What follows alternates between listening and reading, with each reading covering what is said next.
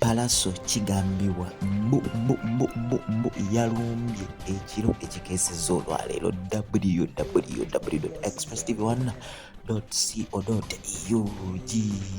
olowooza ya CDF ate tebagirumbye, eya komanda simanya biki bagirumbye. Kakati njagala okutegeeza bino biddiridde olwa incident yabaddewo olunaku olukeesezza olwaleero e Buloba.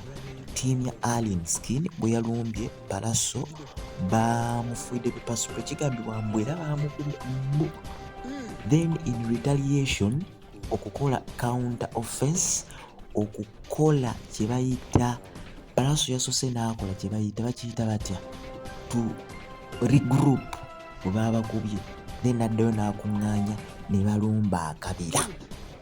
Omusajja Range Rover yiyo bagikubye amataala, endabiramu ne bazaasa mbu ye yalumbye mbu tonsibaako bigambo mbu. Kigambibwa n'eri emmotoka y'eri Alien Skin ekyo ekiwanvu nakyo pictures tugamba tuzeetamu nakyo baakikubye. So wano wetwolekedde nga Edlisa Musuuza Kenzo tannavayo kunenya Bobi Wine mu alimesiza music industry ogenda mu maaso. Olowooza ogamba etteeka lya copyright yalina mu mpale ze alisibiddemu. Let's first sort out this.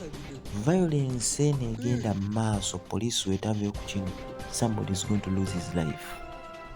Wetwolekera wano somebody fe wano wetutugamba tubikuleta 360 all sides all angles of this story.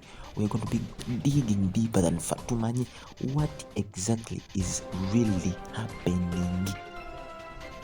Gukyagenda mu maaso, omupiira emu. Yes, kabikuse 225 n'ennaku z'omwezi ziri 2. This is what we are seeing so far.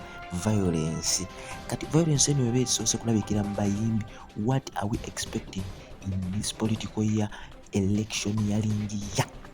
Ekyo kyoba omanya muganda wange, hard times, hard days ahead. So kino kyekibadde ku Fangone Forest. Kigambibwa mbu Alien Skin yabadde taliiyo, yategeddwa omukulu, yandikola counter offense, yandikola kye bayita regroup ne balumba. Bwe balumbye, that's what happened. We haven't yet verified this information. Ne kano tukubirabika ekyo kyaka kyekyo emotoka emipiira bajasa, a lot was done. So that is the music industry. Bebe cool list yerabika nayo kati ganamulega yakagagibise nga circumference. Anyway, I don't know China Yenga. It's birthday for Mr. Baby Cool. So katusooke tulinnye mu katonyo wano small time, then we shall be getting back shortly. Those are live updates eziriwo kati ku Fangone Forest.